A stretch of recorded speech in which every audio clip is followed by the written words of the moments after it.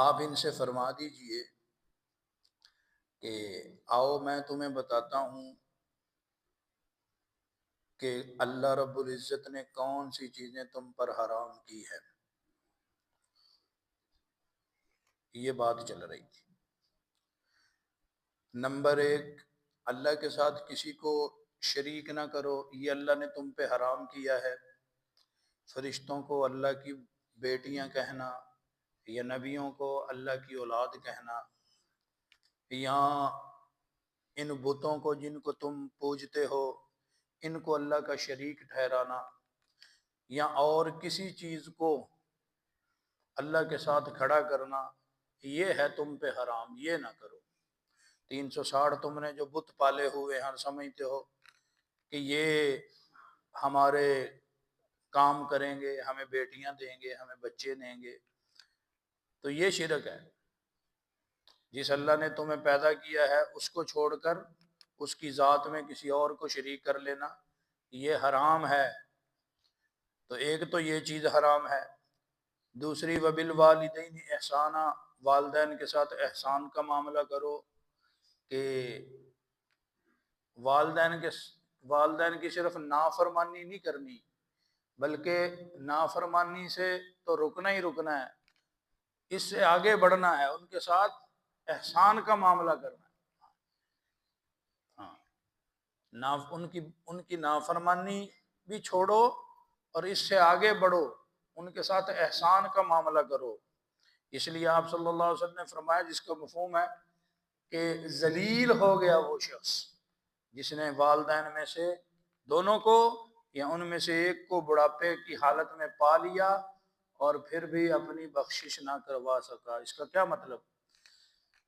کہ والدین تو طبی لحاظ سے اپنی اولاد کی طرف مائل ہوتے ہیں، تھوڑی سی خدمت کر دے اور تھوڑا سا احسان کر دے اگر اولاد، تو والدین تو خوش ہو جاتے ہیں، خوش ہو جاتے ہیں۔ تو یہ ان دونوں میں سے یا دونوں میں سے ایک کی خدمت کر کے وہ خوشی ان کو دے نہ سکا اور ان کے دل سے دعا لے نہ سکا، تو اس سے بڑا بدبخت کون ہوگا؟ وہ تو پھر ذلیل ہو گیا۔ تو والدین کے ساتھ احسان کرو، والدین کے ساتھ برا سلوک کرنا اور ان کی نافرمانی کرنا یہ ہے حرام۔ ہاں، یہ جو اپنی طرف سے بنا رہے ہیں نا حرام حلال کے وہ طریقے، ان کو چھوڑو، آؤ اللہ تمہیں بتاتا ہے کیا چیزیں حرام ہے اور کیا حلال ہے۔ شرک حرام ہے، والدین کی نافرمانی بدسلوکی ان کے ساتھ کرنا یہ حرام ہے۔ وَلَا تَقْتُلُوا أَوْلَادَكُم مِّنْ إِمْلَاقٍ، اپنی اولاد کو مفلسی کے ڈر سے قتل کر دینا یہ حرام ہے۔ کیوں؟ نَحْنُ نَرْزُقُكُمْ وَإِيَّاهُمْ، تمہیں اور تمہاری اولاد کو رزق تو اللہ دیتا ہے۔ ہاں، بچے دو ہی اچھے، ہاں، یہ مسلمانوں کے اندر بھی یہ چیز ڈال دی گئی ہے۔ تو بھائی بچے اگر نیک ہیں، فرما بردار ہیں، تو 1000 بھی اچھے۔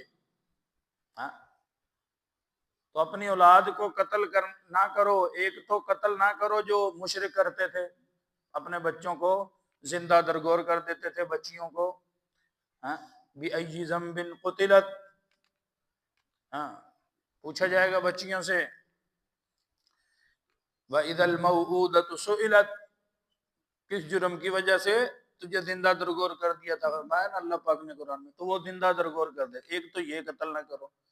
دوسرا قتل علماء نے لکھا ہے کہ یہ بھی قتل ہے کہ اولاد کی تربیت ہی اچھی نہیں کی، اس نے اللہ کو ہی نہیں پہچانا، اس نے اللہ کے سامنے جھکنا ہی نہیں سیکھا۔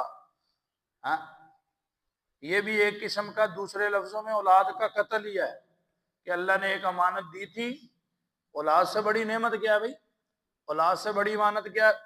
تو اللہ نے یہ نعمت جو دی ہے اس نعمت کو اس قابل کیوں نہیں بنایا کہ اس زمین پہ رہ کے اپنے پیدا کرنے والے کو راضی کر سکے، اس کو پہچان سکے؟ اس قابل ہی نہیں بنایا اپنی اولاد کو۔ ہاں، وہ شیطان کے ہتھے چڑھ گئے۔ اس لیے فرمایا نا، کوئی والدین اپنے بچے کو اس سے بہتر کوئی ہدیہ دے ہی نہیں سکتا کہ اس کی اچھی تربیت کر دے۔ ہاں، اس کی اچھی تربیت کر۔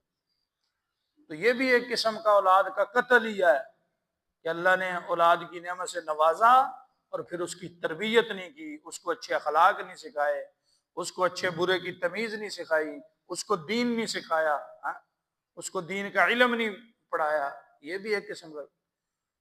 تو دونوں لحاظ سے اپنی اولاد کو قتل نہ کرو۔ ہاں، تمہیں رزق دینے والا تو کون ہے؟ اللہ۔ تم خود کھیتیاں اگاتے ہو، تم خود اناج لاتے ہو گھر میں، تم خود پھل اور پھول یہ زمین سے نکالتے ہو۔ تو جب اللہ نکالتا ہے، اللہ ہر چیز کو پیدا کرتا ہے، تو پھر اللہ نے ذمہ لیا ہوا ہے وَمَا مِن دَابَّةٍ فِي الْأَرْضِ إِلَّا عَلَى اللَّهِ رِزْقُهَا، جتنے بھی جاندار زمین پہ چلتے ہیں ان سب کا رزق اللہ کے ذمہ ہے۔ تو اللہ نے تو اللہ ساری مخلوق کو رزق نہیں دے رہا، تو تمہاری اولاد کا تم سمجھتے ہو تم ٹھیکیدار ہو؟ ہاں؟ تو اس لیے اپنی اولاد کو قتل، ہرگز قتل نہ کرو، یہ ہے حرام۔ ہاں، ان کو ہم پالیں گے تو یہ بھی نہ کرو۔ آگے فرمایا وَلَا تَقْرَبُوا الْفَوَاحِشَ مَا ظَهَرَ مِنْهَا وَمَا بَطَنَ، اور برائی بے حیائی کے قریب بھی نہ جاؤ، چاہے وہ بے حیائی ظاہراً ہو یا باطناً، مطلب چھپی ہوئی بے حیائی اور اعلانیہ بے حیائی، قسم قسم کی بھی بے حیائی کے قریب بھی نہ جاؤ۔ ہاں، بے حیائی کو پھیلانے والوں کو ہم دنیا میں ہی عذاب دیں گے۔ جو بے حیائی کو پروموٹ کرتے ہیں اور بے حیائی کو لوگوں میں پھیلاتے ہیں، ان کو آخرت میں تو عذاب ملے گا، ان کو ہم دنیا میں بھی عذاب کا مزہ چکھائیں۔ تو اس لیے بے حیائی کے قریب بھی نہ جاؤ۔ یہ جو بے حیائی ہے، یہ جو ہے یہ تو ایک ناسور ہے، یہ اگر تم میں آ گیا تو تمہاری نسلیں بہہ جائیں گی اس میں۔ آج یہی تو سازش ہے باطل کی کہ ان میں بے حیائی ڈالو، ان میں بے پردگی ڈالو، ان میں یہ نظر کا زنا ان میں صلاحیت ہوگا تو یہ پھر کسی کام کے نہیں رہیں گے۔ ہاں، پھر یہ کسی، تو اس لیے بے حیائی ایک، جو بے حیائی کے اسباب ہیں نا ان سے بھی اللہ نے روکا ہے، ان کے قریب بھی نہ جاؤ۔ ہاں، تو بے حیائی سے بچو، وہ چاہے چھپی ہوئی ہو یا اعلانیہ ہو، کسی قسم کی بے حیائی ہو اس سے دور رہو، یہ ہے حرام، یہ ہے حرام۔ بے حیائی کی طرف بڑھنا، یہ چیزیں حرام ہیں۔ وَلَا تَقْتُلُوا النَّفْسَ الَّتِي حَرَّمَ اللَّهُ إِلَّا بِالْحَقِّ، کسی جان کو قتل نہ کرو، یہ تم پہ حرام ہے مگر وہ جو حق کے ساتھ ہو۔ ہاں، آپ صلی اللہ علیہ وسلم نے فرمایا کہ 3 طرح کا قتل اللہ نے جائز کیا ہے، اس کے علاوہ ہر قسم کا قتل کیا ہے وہ حرام۔ حدیث میں آتا ہے جس کا مفہوم ہے، ایک تو یہ جو کسی کو قتل کرے تو قصاص میں اس کو قتل کرو، قصاص میں اس کو کیا کرو، اس کو قتل کرو۔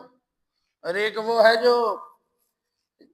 جو مرتد ہو گیا، اپنے دین سے پھر گیا، تو اس کو قتل کرو۔ اپنے دین اسلام پہ تھا لیکن یہ کفر کے وہ چکر میں آ کے وہ دین سے ہی پھر گیا، وہ دین سے ہی پھر گیا، تو اس کو بھی کیا کیا جائے گا، اس کو بھی قتل کیا جائے گا۔ تو جو کسی کو ناحق قتل کرے گا، کسی جان کو ضائع کرے گا، تو یہ ہے حرام تم پہ، یہ ہے تم پہ حرام، تو یہ نہ کرو۔ ذالکم وصاکم بہ لعلکم تعقلون، یہ ہے تمہارے لیے اللہ کی طرف سے ایک وصیحت، اس کو سمجھو، اگر تم عقل رکھتے ہو، اگر تم شعور رکھتے ہو تو اس کو سمجھو۔ تو یہ چیزیں ہیں حرام، باقی انشاءاللہ آگے آئیں گے۔ اللہم صلی علی